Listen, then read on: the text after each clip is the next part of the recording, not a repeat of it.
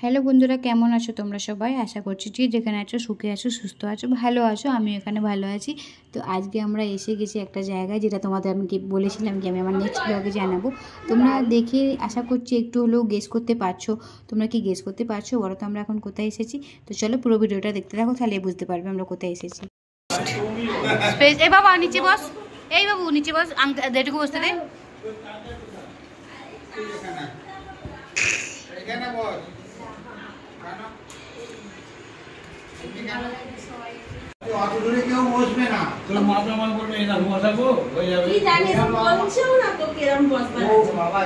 এই তো এখানে তো 3-4 জন বসে যাবে, আর ওখানে 2 জন।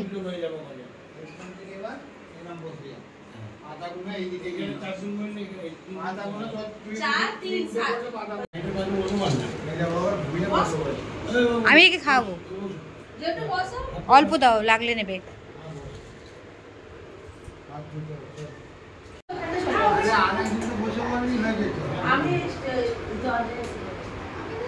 সব ভালো করে খাবেন, লাগলে চাইবেন।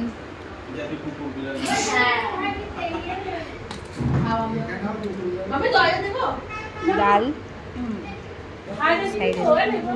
আর গরম, এইসব গরম তো বাবু, গরম খুব।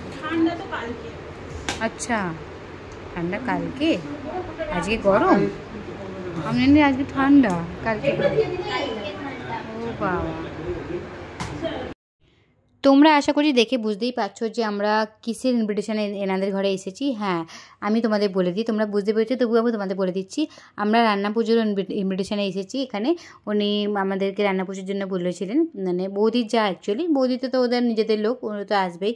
তার সাথে আমাদেরকেও বলেছিল, আমাদেরকে বারবার ফোন করে বলে দিয়েছিলো আসার জন্য। আবার আজকেও ফোন করেছিল, একটু আগেও ফোন করেছিল। তাই ঠিক আছে আমি আসবো, ওর বাবা কাছ থেকে আসুক, আমরা একসঙ্গেই যাবো। তো সেই জন্য আমি দোকানে থেকে গিয়েছিলাম, ঘরে গিয়েছিলাম না। 10:30টার সময় দোকান বন্ধ করে সবাই মিলে একসাথে চলে এলাম এখানে। আর এদিকে আমার বাবুকে খাওয়াচ্ছি, আর ও খেয়ে নেওয়ার পরে আমি খাবো।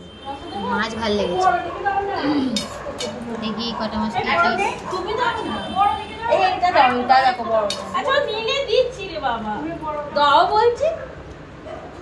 ঢাও বলছি, খাচ্ছি যখন।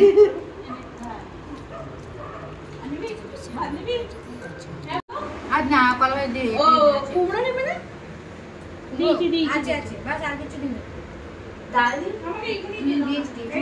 মাছ তো আছে, বেশি করতে সব শেষ করে দেবে নাকি? যা নিয়েছো পারবে তো?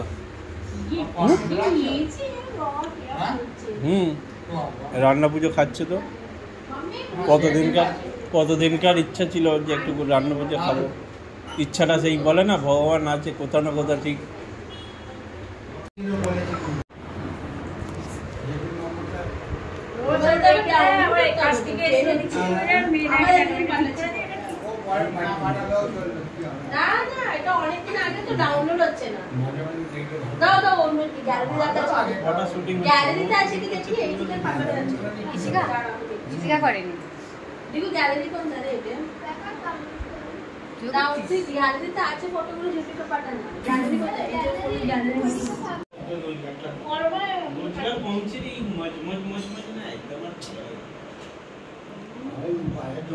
এতদিন ধরে এখন টান জমাতে, এখন তো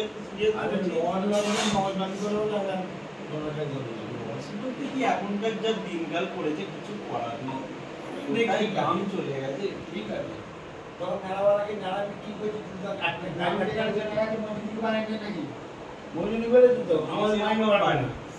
মজুরি সেরকম বাড়ে না। বাঙালি মানেই একসাথে বসে গল্প না করলে হয়, এটা তো আমাদের রেওয়াজের মধ্যে আছে, তাই না? সেই রকমভাবে সব জায়গাতেই যেখানেই থাকো, সে দেশের বাইরে হোক আর দেশে, খাওয়া দাওয়ার পর বসে একসাথে বসে জমিয়ে গল্প করাটা আমাদের বাঙালি রেওয়াজের মধ্যে পড়ে। আর আমরাও এখানে সেরকমভাবেই বসে পড়েছি আর কি। হাতে তো টাইম নেই বললেই চলে, কিন্তু কি করব, ওই যে আমাদের রেওয়াজের মধ্যেই আছে যে খাওয়া দাওয়ার পর বসে একটুখানি সুন্দর করে বসে গল্প করা, বেশ ভালোই লাগে। কিন্তু মুম্বাইয়ের লাইফস্টাইল যেহেতু বিজি লাইফস্টাইল, সেহেতু সবসময় হয়ে ওঠে না, সেটা কিছু করার নেই। হ্যাঁ আচ্ছা, এইগুলো চলো বাই বাই। গাড়ি এসে গেছে,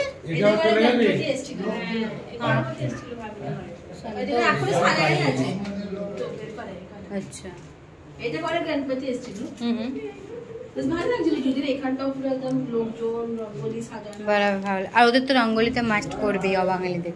কালকে মুছেছি চলো চলো আসছি, চলো আসছি, গুড নাইট। চলো দাদা। তো যাই হোক, সবাইকে গুড নাইট বলে বেরিয়ে পড়লাম। আসার তো একটু ইচ্ছা ছিল না, মনে হচ্ছিলো আরেকটু বসে গল্প করি, কিন্তু কিছু করার নেই। সবাইকেই যেহেতু সকালবেলা উঠে যে যার গন্তব্যস্থলে পৌঁছাতে হবে, তো সেই জন্য সবাইকে টাইমের সঙ্গে সঙ্গে মানে ঘরে পৌঁছানোটাও খুবই দরকার। কেননা যদি রাত্রে লেট হয়ে যায় তো সকালে উঠতেও লেট হয়ে যাবে। আচ্ছা যাও।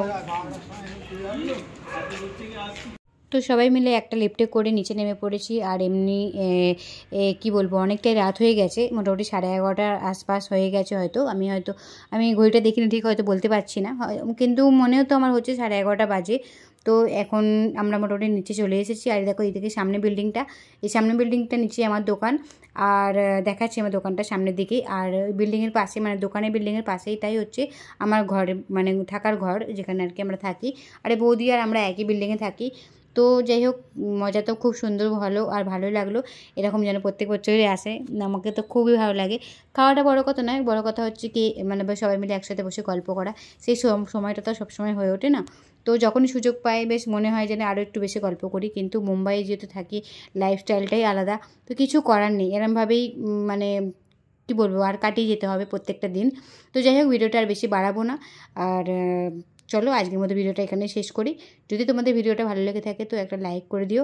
আর তোমরাও কারা কারা আমার মতো এরকম রান্না পুজো প্রসাদ খেতে ভালোবাসো কমেন্টসে অবশ্যই জানিও। ততক্ষণ তোমরা সবাই সুস্থ থেকো, ভালো থেকো। আর এই দেখো, এই যে আমার সামনে যাচ্ছি, যে সামনেটাই আমার দোকান। আর এই দোকানের পাশে বিল্ডিংটাই হচ্ছে আমার ঘর, মানে এই যে দেখতে পাচ্ছ আমার দোকান, এই যে দোকানের পাশ দিয়ে বেরিয়ে যাচ্ছি। আমার দুটো দোকানই বন্ধ হয়ে গেছে, আর ওই সামনে বিল্ডিংটাই হচ্ছে আমাদের ঘর।